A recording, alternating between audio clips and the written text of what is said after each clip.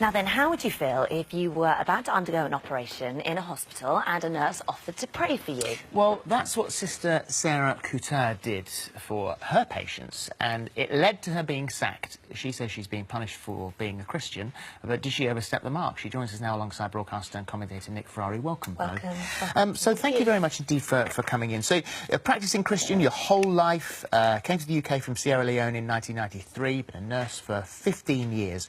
When did you first know that there was a problem? When did they say to you, we're not happy with what you're doing? Oh, that was in April this year. Right. April this year. And what did they say?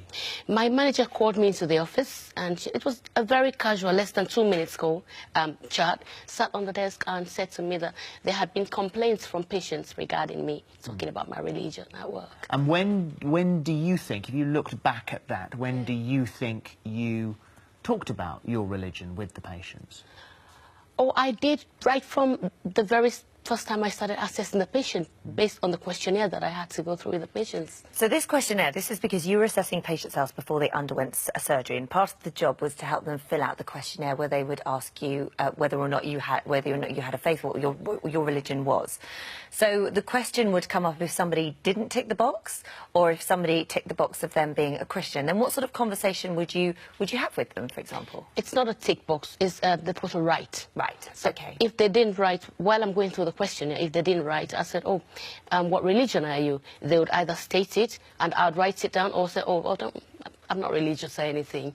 Or they'll write Roman Catholic, whatever religion they were, they'd indicate it then. So what would sort of conversation would come off the back, say, if they said, oh, I have no faith, I'm not religious?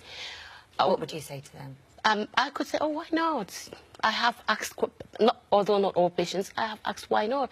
And someone could say, well, I'm not religious. I'm probably, you know, I'm heading for hell anyway. I'm not a good person. I know. And it could. But if you said that to me, if I'd ticked that box and said that I'm not religious, and you said why not, I would then say, that's none of your business, because I'm here to be treated for an illness of some sort. My religion, I've already stated that I'm not religious, so I don't need you to take it any further. Absolutely. It shouldn't go any more than that at all. And did you ever think you went any further than that? No. And so as far as your disciplinary hearing is concerned, do you think that it was fair that you were, first of all, called in, and secondly, sacked? It wasn't fair that I was sacked, but it was just that I was called in. Because if your manager has had complaint about you and she called you in, it's good that she called me in and alerted me to it. So that was fair. But that I was sacked, that was not fair. It looks though, when you read the case, and please, obviously, feel free to correct me on any of these points, but it looks as if you were asked to stop, and then you didn't, and you continued. And then even when you ended up in that disciplinary hearing, you said, you know, I'd actually find it really difficult to stop. I'd find it hard. It looks like you just couldn't stop. How could you treat any patient thinking how holistically we've got to care for our patients, just looking at their physical needs and not looking at the psychosocial and spiritual needs? It's difficult to actually... But it depends if their spiritual needs are the same as yours. I mean, you could behave in a Christian-y manner and act like a Christian without talking about being a Christian, especially if somebody didn't necessarily want that. Yeah, but I wasn't talking to people who didn't necessarily want it. I wouldn't go any further. Yeah. Well, during the investigation, one patient said that you gave her a Bible and she didn't want that, and that you said you would pray for her. Another said that she felt uncomfortable that you were preaching at her. And so, I mean, the other thing also for me, and Nick, I mean, if I was in hospital, and you know, regardless of whether I was or wasn't a religious person, you know, and someone said as I went down to the operating theatre, I'm not saying this is when you did it, but you know, I'll pray for you. I mean, it would frighten the life out of me. I think all this young lady is guilty of is caring too much. I think what is appalling for her now is that, did she overstep the mark? Maybe a little. I hear what you say, but I really, really do. But we have now lost her a woman of this level of experience is lost to the nursing profession, it's going to be very difficult for her to find work, because I'm sure, as you're aware, in something such as medicine, if you've got a blot on your employment record, it's damned hard to get a job. So why is this? Last time I looked, we are living in a Christian country. People say, when I drop relatives off at church, I say a prayer for me. It's quite a light-hearted thing. It was 2 weeks ago, it was just a couple of weeks ago, that the Prime Minister said people should not be afraid to show that they're Christians in their workplace. Did this kid go a level too far? Maybe that much. Does she deserve to lose her job? And listen to one of the words. I don't blame you, by the way. You're just being a journalist.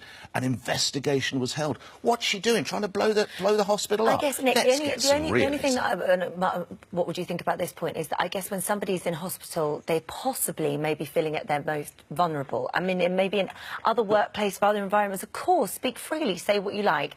But maybe because that person may have felt slightly preached to when they didn't want to, when maybe they were feeling more vulnerable than normal because they were in a place where they were being cared for and they hadn't possibly had whatever their treatment was. But they're at their most vulnerable. They are. So did they need that at that point? But isn't that when you need committed people like this girl here? You can be committed without necessarily handing somebody a Bible. I agree, and I hear you. And the fact that, Sarah, you know, you were asked once before and you weren't... That was an issue. But I think the fact that you now are finding it damn difficult to get work in a profession that you love, where we are crying out for people with your level of dedication, skill, compassion and care, and you just let your Christianity trip over that much, I think it is wholly wrong. I think the hospital is actually I absolutely agree. I agree with every point of that, but it's not Yeah. letting your Christianity just trip you over. It's like being told not to do something and then continuing to do it, making patients Sarah can feel speak for herself, uncomfortable. but she's doing it because she believes that she's helping the patient. Absolutely, but Isn't that obviously right? I mean, some of those patients didn't feel like they were being helped. Well, the thing is, though, you've got to look at things in the proportion in which I did it. I cared after over 1,000 patients, and where few of them have come and complained about me talking about my faith. And you've got to bear in mind, they didn't really... This is all second-hand complaints. From So patients no one to my said colleague. anything to you. They went off and complained officially, but they didn't say to you, please don't do that. Not to me directly. Because had they done that, just tell them what would you...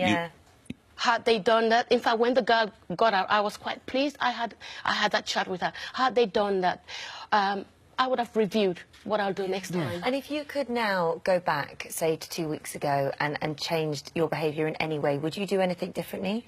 What would I do differently? This is a question I have often asked. And it's all, at the end of the day, boils down to the patient you are talking to at the time and what's related to them at that particular time. It's difficult to really say what I could do differently. So I have to ask you then, in that case, would you do the same? I would not... what would I say? Would I do the same thing? What do you mean by the same? The thing that got you sacked? The thing that got me sacked is I could not convince anyone that I would not talk about Jesus Christ, or I would not comfort my patients. But I would not... Without leading the witness, but if somebody said, I'm a sister, I don't want to hear about that, what would you do then? Oh, I certainly would just stop. Okay. All right. Well, thank you very much for coming. Thank you very much indeed. And obviously, as Nick quite rightly says there, an enormous amount of skill and compassion going to waste. You're obviously a very good which is a great person shame. as well. you. That's clear Thank to you. all of us. Thank you.